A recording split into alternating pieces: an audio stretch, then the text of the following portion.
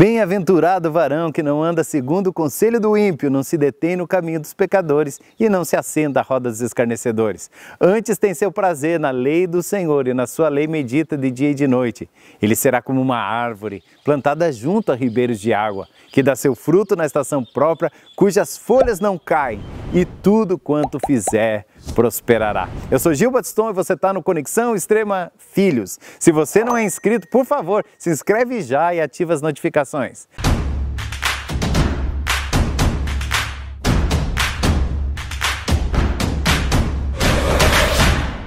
Vamos pensar um pouquinho no que realmente faz diferença na vida dos nossos filhos. Aqui nós temos uma clara divisão entre um tipo de pessoa que anda no conselho do ímpio, se assenta no caminho do pecador, que anda no conselho do ímpio, se detém no caminho do pecador e que se assenta à roda do escarnecedor. Você pode até depois estudar e descobrir que isso é uma continuidade, um aprofundamento das coisas erradas, né? No começo você ouve o que o ímpio está falando, liga a televisão e começa a prestar atenção que naquela novela, naquele programa, naquele filme, as pessoas mais legais têm aquele tipo de escolha política, as pessoas mais legais têm aquele tipo de escolha sexual, aquelas pessoas mais legais lá no filme parecem sempre estar conectadas a algum tipo de pecado. E quando a gente fica vendo e vendo e vendo isso, a gente acaba ouvindo o conselho do ímpio, porque o conselho não é só alguém falando diretamente, mas as coisas que vão entrando na nossa vida dessa forma mais subliminar.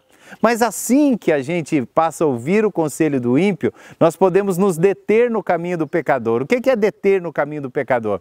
Você vê pessoas que estão fazendo coisas erradas, você vê pessoas que estão agredindo a Deus com a sua forma de agir, com a sua forma de ser, e você acaba andando um pouco com ela, ou seja, você não faz tudo o que ela faz, mas você faz um pouquinho. Você não vai até o fim do que ela faz, mas você experimenta o que ela faz, você se conecta por algum tempo com as coisas erradas que eles fazem. Talvez isso sirva para, na vida de uma criança, mentir para os pais para assistir um desenho que não deveria assistir. Talvez na vida de um pré-adolescente signifique dizer que não passou no campinho jogar bola antes de voltar para casa. Talvez na vida do adolescente signifique que ele saiu com os amigos se drogaram e beberam, ele só bebeu, ele não entrou, ele não ficou lá, ele não é um deles, mas ele ficou um pouco ali no caminho do pecador. E por fim, aí vai aprofundando, né? Começou só aqui, recebendo as mensagens, aceitando um conselho do ímpio na casa, e depois ele passou a tocar o caminho do pecador. Mas no fim ele se assenta à roda do escarnecedor. O que é isso? Ele está sentado com pessoas que frontalmente afrontam o Evangelho, afrontam os princípios de Deus, afrontam aquilo que Deus criou como santo, puro, lindo, a vida, afrontam a paternidade, afrontam a família e essas coisas que nós tão claramente vemos afrontadas nos dias que vivemos. Então sim, tem um caminho para você mergulhar, ou para os nossos filhos, ou para nós mesmos, mergulharmos naquilo que não é bom, que não é saudável, que não é o que escolhemos para nós. Por outro lado, a Bíblia diz, antes tem seu prazer na lei do Senhor e na sua lei medita de dia e de noite. Agora, nos dias que nós vivemos, não parece para você meio utópico pensar em alguém que medita de dia e de noite, que tem alegria na lei do Senhor, que tem prazer na lei do Senhor? Eu quero afirmar para você, não é utópico. Essa é a realidade que nós vivemos. Eu tenho alegria, por misericórdia de Deus, de ter filhos que amam a lei do Senhor, que amam ler a palavra de Deus, que a nossa conversa, eles amam entrar no carro e perguntar por que está escrito isso, por que isso tem lá, por que aconteceu isso aqui, esse período aqui é o milênio, pai, me explica esse negócio, e aqui, isso que está acontecendo no mundo é a resposta para o que Deus fala aqui em Oséias, aqui nesse lugar, e a gente ama essa discussão, é a conversa da mesa, é a conversa do carro. Claro que dá para chegar nesse lugar, mas como isso acontece? Nós precisamos entender que Deus colocou apetites em nós. Deus colocou desejos em nós.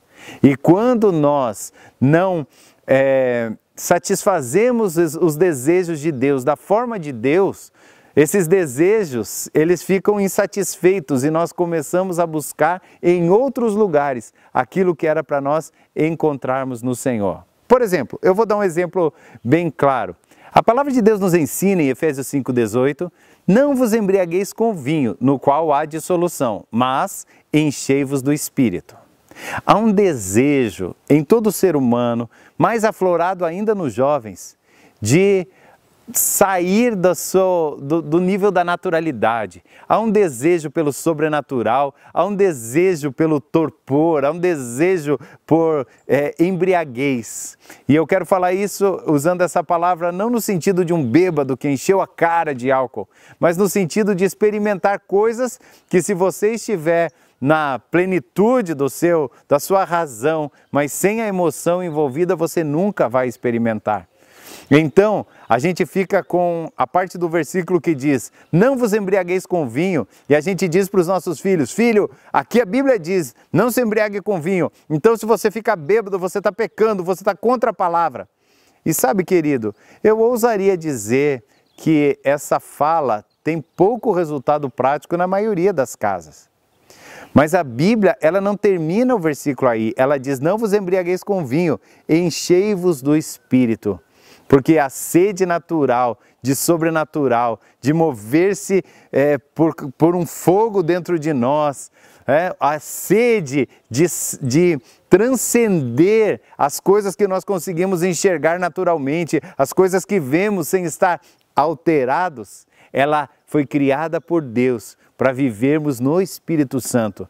Então, no lugar de brigarmos tanto para que os nossos filhos não se embriaguem com vinho, que tal ensiná-los a viver cheios do Espírito Santo? Porque um homem cheio do Espírito Santo tem um fogo dentro de si, porque o Espírito Santo move as nossas emoções, porque o Espírito Santo nos dá visão, revelação, palavra de conhecimento. Começamos a acessar coisas que jamais poderíamos acessar se não fosse a presença do Espírito Santo em nós. Então, a nossa sede de transcender, a nossa sede de sobrenatural vai substituir a nossa sede de embriaguez, vai substituir a nossa sede de vinho, vai substituir a nossa sede de tóxicos, porque aprendemos que não é simplesmente fique com sede, porque é proibido a água para você.